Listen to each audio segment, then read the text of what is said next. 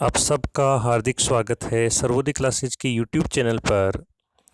और विद्यार्थियों, पढ़ाई के साथ साथ आज हम प्रश्नोत्तरी भी शुरू कर रहे हैं, जिससे हमें एक्स्ट्रा लाभ मिलेगा, नए सवाल सीखने को मिलेंगे। तो विद्यार्थियों चलिए शुरू करते हैं। देखिए, इसमें सभी प्रकार के सवालों को ऐड किया गया है, तो शुरू करें। देखिए, नागरिकता में संशोधन कौन कर सकता है? तो याद रखिए, नागरिकता संविधान के भाग 2 में है और संविधान का अंग है। इसका अर्थ है कि संसद ही इसमें क्या कर पाती होगी, हमेशा संशोधन कर पाएगी, अनुच्छेद 11 में। सवाल नंबर 2 कहता है धार्मिक स्वतंत्रता में शामिल तत्व नहीं है।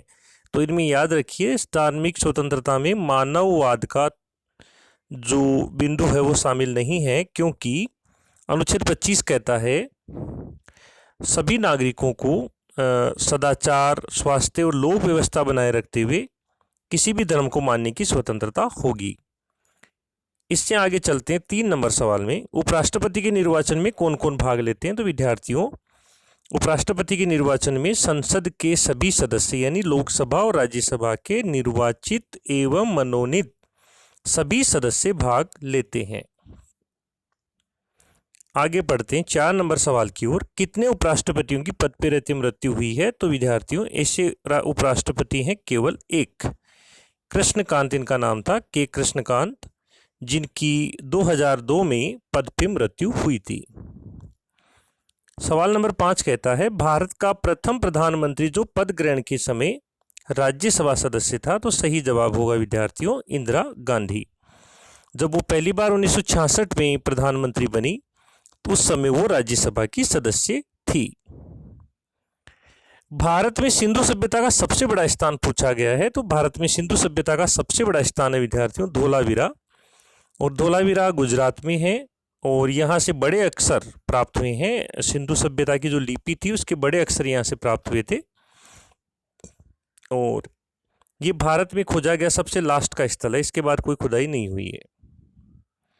सवाल नंबर 7 कहता है सुकरात क्या थे? तो सुकरात विद्यार्थियों एक प्रसिद्ध दार्शनिक थे यूनान के, और यूनान के दार्शनिकों में नाम आता है प्लूटो का, अरस्तु का, और ये भी एक महान विद्वान हुए थे, एक दार्शनिक हुए थे यूनान से। मध्यम मार्ग किस धर्म का मत है? तो सही जवाब होगा बौद्ध धर्म। जो बौद्ध धर्म में अष्टांगिक मार्ग बताया गया है वही मध्यम मार्ग कहलाता है बौद्ध धर्म का, जिसमें मानव को ये कहा गया कि वो ना तो कठिन तप करे और ना ही पूरी तरह से सांसारिक भोगों में लिप्त हो। बीज के माध्यम से वो स्वयं को कल्याण कर सकता है। चरक किसके दरबारी थे? तो याद रखिए, चरक जो थे वो कनिष्क के दरबारी थे, और वो उस समय एक महान आयुर्वेदाचार्य थे। इनकी रचना है चरक संहिता। सवाल नंबर 10 कहता है नागरिकता संविधान के किस भाग में है? जिसे अभी पहले भी बताया था, ये संविधान के भाग 2 में है। नेक्स्ट सवाल लेते हैं विद्यार्थियों, कौन सा एक मूल अधिकार नहीं है? तो देखिए, इसमें मूल अधिकार नहीं होगा आपका स्त्री और पुरुष को समान वेतन पाने का, क्योंकि यह मूल अधिकार नहीं है विद्यार्थियों, बल्कि नीति निर्देशक तत्व है आर्टिकल 39 में। 12वां क्वेश्चन, कौन सी संस्था गैर संवैधानिक है, अर्थात जिसका संविधान में कहीं उल्लेख नहीं है? तो विद्यार्थियों याद रखिए कि ये जो पहला ऑप्शन है अपना यूपीएससी, ये आर्टिकल 315 में है, यानी संघ लोक सेवा आयोग। भाषा आयोग आर्टिकल 344 में आता है। अंतर्राज्यीय परिषद अनुच्छेद 267 में आती है। लेकिन जो यहाँ पर एक शब्द आया है राष्ट्रीय विकास परिषद, ये विद्यार्थियों गैर संवैधानिक संस्था है, जिसकी स्थापना 6 अगस्त 1952 को हुई थी। मूल संविधान में मौलिक कर्तव्य कितने थे? तो सही जवाब होगा इनमें से कोई नहीं, क्योंकि मूल संविधान में कोई मौलिक कर्तव्य शामिल नहीं थे। इन्हें जोड़ा गया था 42वां संशोधन द्वारा 1976 में। भारत का शासनाध्यक्ष पूछा है। तो विद्यार्थियों याद रखिए, भारत का शासनाध्यक्ष होता है देश का प्रधानमंत्री। जो वास्तविक शक्तियों का उपयोग करता है वही शासनाध्यक्ष कहलाता है। राष्ट्रपति देश का राष्ट्राध्यक्ष होता है, लेकिन शासनाध्यक्ष नहीं होता है। राष्ट्रपति द्वारा किसकी नियुक्ति नहीं होती है? तो सही जवाब होगा उपराष्ट्रपति, क्योंकि उपराष्ट्रपति की नियुक्ति नहीं विद्यार्थियों, निर्वाचन होता है। 16 नंबर क्वेश्चन कहता है कोई व्यक्ति संसद का सदस्य बने बिना मंत्री हो सकता है? तो सही जवाब होगा हाँ, लेकिन कितने माह तक? केवल 6 माह तक। 6 माह के अंदर अंदर उसे संसद की सदस्यता लेनी होगी, चाहे किसी भी सदन का वो सदस्य बने। भारत का प्रथम विधि अधिकारी कौन होता है? तो याद रखिए, भारत का पहला विधि अधिकारी महान्यायवादी होता है, अर्थात अटॉर्नी जनरल होता है, और वर्तमान अटॉर्नी जनरल है के वेणुगोपाल। राष्ट्रपति के अध्यादेश की अधिकतम अवधि कितनी होती है? तो सही जवाब होगा 6 माह। राष्ट्रपति का ऑर्डिनेंस 6 माह तक कार्य करता है, इसके बाद ये संसद में रखा जाता है। अगर संसद इसे पारित कर देगी तो ये लागू हो जाएगा, अन्यथा समाप्त हो जाएगा। नेक्स्ट सवाल साइंस का आ रहा है। अमाशय में पाया जाता है, मतलब ये पूछ रहा है कौन सा अम्ल अमाशय में पाया जाता है? तो हाइड्रोक्लोरिक अम्ल, HC अम्ल है जो मुख्य रूप से अमाशय में पाया जाता है। मानव नेत्र की न्यूनतम दृष्टि क्षमता का अर्थ है कि कितने नजदीक की वस्तु को मानव नेत्र स्पष्ट रूप से देख सकता है? तो सही जवाब होगा 25 सेंटीमीटर। नेक्स्ट सवाल है छत्रपति शिवाजी टर्मिनल कहाँ स्थित है? तो सही जवाब में आएगा विद्यार्थियों मुंबई। नेक्स्ट सवाल है अष्टदिग्गज किसके दरबार में थे? तो सही जवाब होगा कृष्णदेव राय।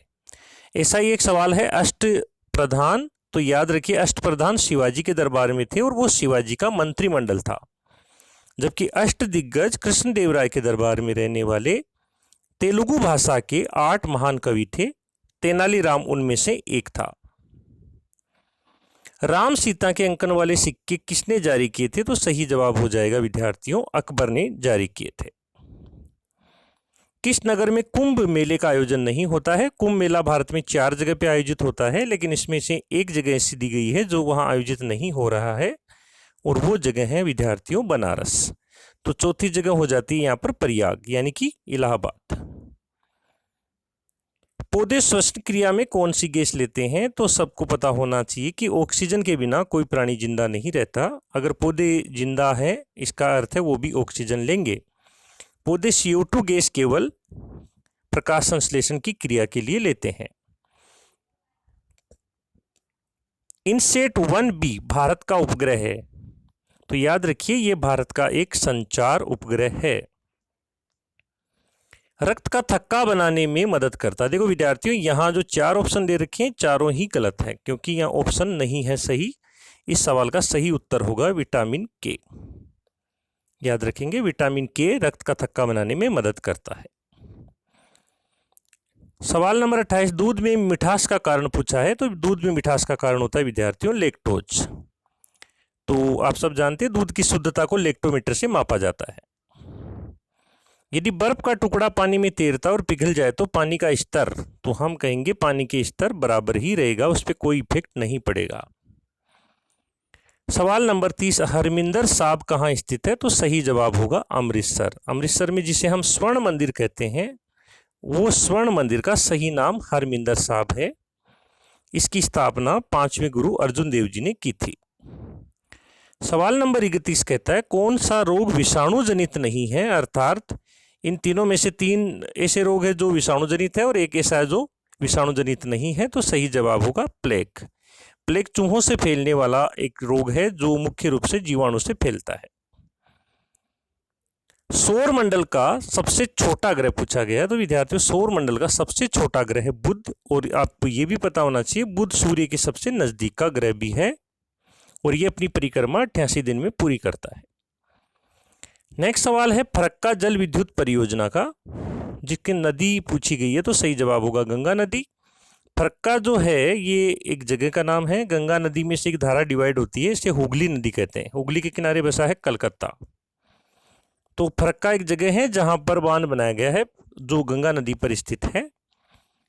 नेक्स्ट सवाल वर्तमान में राष्ट्रीय दल का दर्जा प्राप्त दलों की संख्या पूछी गई है। तो विद्यार्थियों ये संख्या अब 8 हो गई है, इसलिए सही जवाब होगा इनमें से कोई नहीं। अंटार्कटिका में भारत का पहला अनुसंधान केंद्र पूछा है। दक्षिण ध्रुव पर भारत का पहला अनुसंधान केंद्र था विद्यार्थियों दक्षिण गंगोत्री, और वर्तमान में भारत का यहाँ पर चल रहा है भारती। नेक्स्ट सवाल है 36वां, भारत में सर्वाधिक बाघ किस अभ्यारण्य में है? तो सही जवाब होगा बांधवगढ़, जो पड़ता है एमपी में। सबसे अधिक बाघों के लिए जाना जाता है। नेक्स्ट सवाल है राइडर कप का संबंध किससे है? तो राइडर कप जो है वो गोल्फ से संबंधित है।